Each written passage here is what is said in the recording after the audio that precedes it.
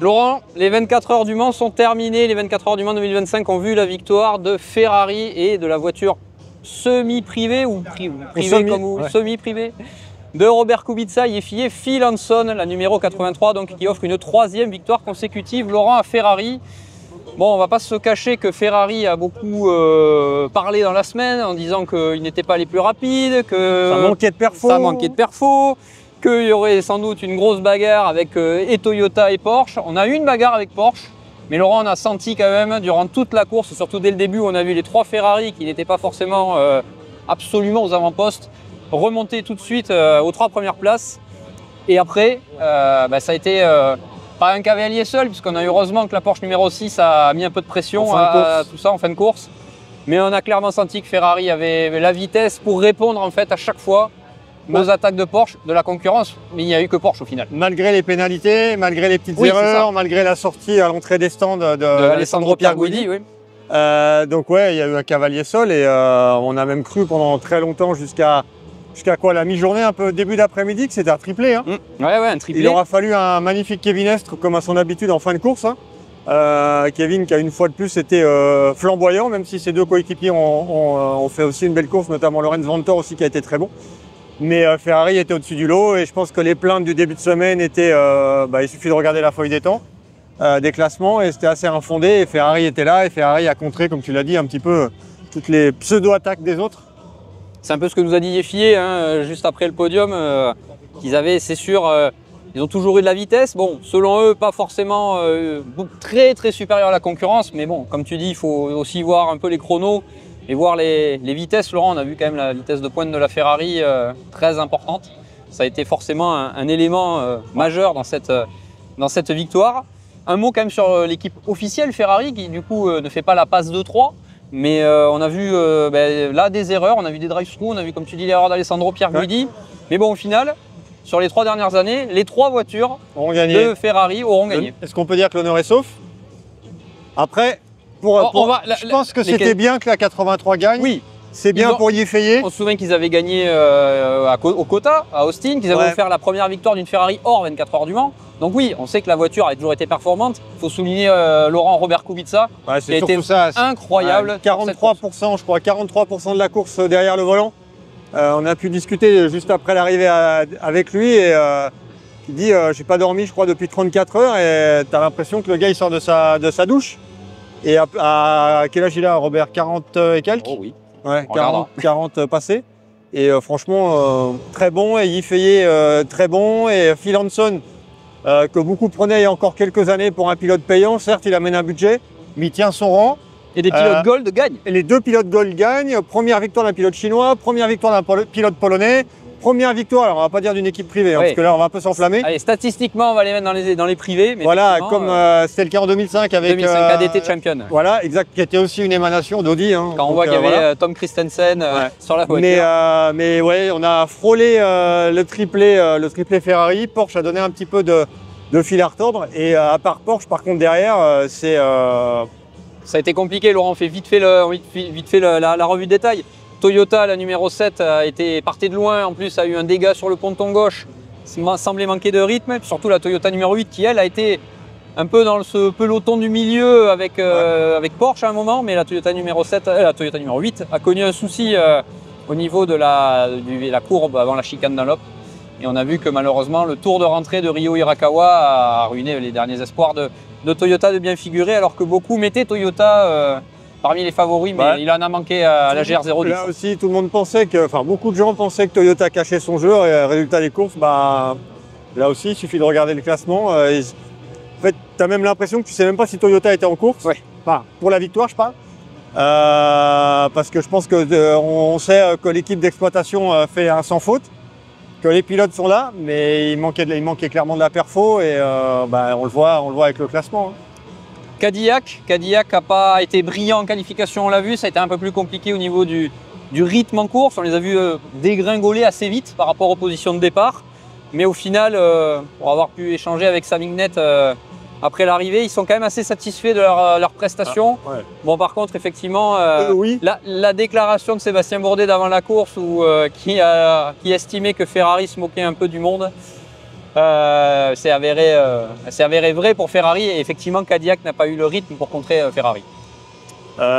C'est clair. Après, si tu passes dans le camp, on va dire français, on va faire Alpine et Peugeot. Bah, ça a été la. Peugeot. De toute façon, c'était vu dès les premiers roulages que Peugeot ne serait pas là. Voilà. Ça s'est confirmé en course. Alpine, il y a eu des erreurs en début de course, des excès de vitesse dans la voie des stands. Ouais. Ensuite, ils ont tenté un pari en soirée, avec la début 35, de nuit, ouais. en mettant les pneus tendres. C'était les premiers à mettre les pneus tendres. Ça n'a pas du tout marché. C'était une réponse à ce manque de rythme, en essayant de faire un choix stratégique différent. Et c'est vraiment pas avéré payant. Et du coup, après, toute la course, vraiment en dessous du top 10, hein, Laurent, et ça a été très compliqué.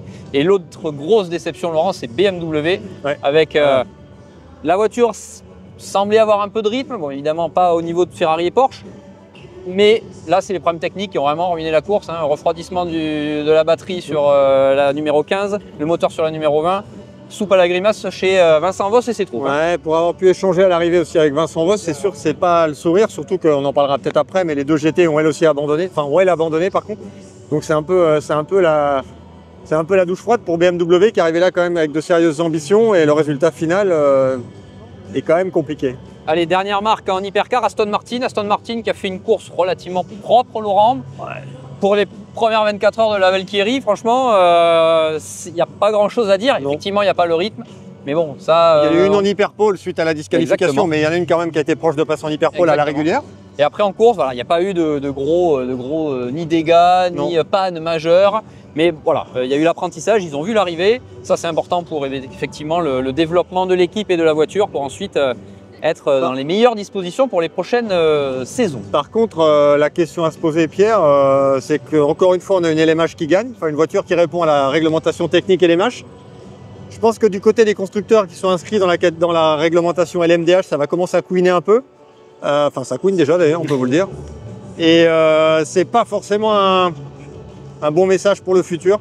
On sait qu'on a eu quand même pas mal d'annonces. Sachant que voilà, exactement, les constructeurs qui arrivent seront en LMDH. Et ça fait 3 fois d'affilée que les Ferrari LMH gagnent et que les années précédentes, c'était Toyota qui était dans le match. Là, on a vu Porsche. Qu'est-ce que va donner l'avenir sur ce point? Ça va être forcément des questions à poser dans les prochaines semaines. Si le public a répondu présent avec 300, combien? 40, 30, 40? J'ai entendu tout à l'heure au micro 330 000 ou 340 000? 330 000 spectateurs, on a vu que c'était encore un franc succès. Par contre, au niveau de l'intensité de la course, je pense pas que ce sera une course qui restera dans les annales. Ça, c'est sûr. En termes de bagarre, par contre, ça a été une course propre en termes de neutralisation. Une seule voiture de sécurité. Et pas de gros accidents. Non. Et ça, par contre, c'est positif. La pluie également absente, ce qui a beaucoup joué, contrairement à l'an dernier. Mais par contre, au niveau des bagarres en piste, dans les 3 catégories, ça reste pour moi une course assez terne. Une édition assez terne. Le suspense, par contre, a été intense, Laurent, en LMP2, même s'il y a 2 voitures qui se sont dégagées assez vite dans la hiérarchie pour la victoire. Et si Inter Europol a fait quand même longtemps cavalier seul en tête. Ouais. La pénalité pour l'excès de vitesse de Niki Loli a redistribué les cartes en vue de l'arrivée. Malheureusement, c'est la technique, Laurent, qui empêche VDS Panis de l'emporter en LMP2. Exactement. VDS Panis qui avait quand même une belle carte à jouer, qui s'est retrouvé en tête suite donc à la pénalité de Niki Loli pour un excès de vitesse dans la voie des stands en fin de course. Et finalement, il y a une pièce à 3 € qui casse. Et Olivier Panis disait à l'arrivée qu'il ne sait même pas d'ailleurs comment cette voiture a pu rallier l'arrivée. Ça reste une 2e place. C'est bien, mais on attendait plus. Et par contre, deux choses à signaler. Niki Loli qui gagne quand même les 24 heures du Mans en P2 après avoir gagné les 24 heures de Spa et les 24 heures de Nürburgring. Et un très grand Tom Dillman qui mérite vraiment sa place en hypercar. Et du côté de chez VDS Panis, une belle mention à Franck Pereira qui débutait en LMP2 et qui finit 2e et qui aurait pu l'emporter. Laurent, rapidement, le LMGT3, Richard Lietz, l'éternel Richard Lietz qui gagne une 6e fois en GT. 19 participations, ça fait un joli ratio. Ouais. Et Richard Lietz qui a encore mené cette Porsche Manthey First Form avec Ryan Hardwick et Ricardo Pera. Et 2 victoires de rang pour Manthey. Exactement. Et il y a eu Vista F Corset qui a répondu avec encore un François Herriot très bon avec Simon Mann et Alessio Rovera. Mais bon, on a vu la science de la course de Manthey et de Porsche. Et ça fait donc une 6e victoire pour Richard Lietz qui s'affirme, fait que confirmer tout bien qu'on peut penser. On a quoi, 5-6 marques différentes dans le top 5-6 ce qui montre le bon équilibre. On a quand même beaucoup de marques différentes. C'est sûr que Porsche était dessus, au-dessus, Ferrari aussi. Voilà. Et après, à la régulière, les autres étaient un petit peu décrochés. On a espéré, on a vu à un moment la voiture de Valentino Rossi qui était bien. Mais là, c'est la technique. Puis là, c'est la technique et la 31 a pris un lapin. Voilà. Ça arrive, malheureusement, Voilà. ça arrive. Donc voilà, cette édition 2025 des 24 heures du Mans est terminée. Ouais, bon. Merci Laurent, de nous avoir suivis. On donne rendez-vous dès la semaine prochaine, les 24 heures de Nürburgring. Avant. Voilà, qui auront lieu la semaine prochaine et où nous serons évidemment avec Laurent avant les 24 heures de Spa. Donc il y a encore des courses de 24 heures à suivre sur Endurance Info. Laurent. Et merci de nous Direction avoir de suivis quand même toute la semaine. Oui. Les chiffres de fréquentation ont été bons et on a vu que vous avez quand même apprécié tout ce qu'on a pu vous proposer de nouveau d'ailleurs. De nouveau, on a essayé. Il faut essayer. Et on va remercier Cédric qui est derrière la caméra qui nous a bien aidé. Pour tout ce qu'il a fait, effectivement, Exactement. toutes les vidéos, tout ce que vous avez vu, c'est. Et rendez-vous en 2026 au Mans. Allez. Ciao.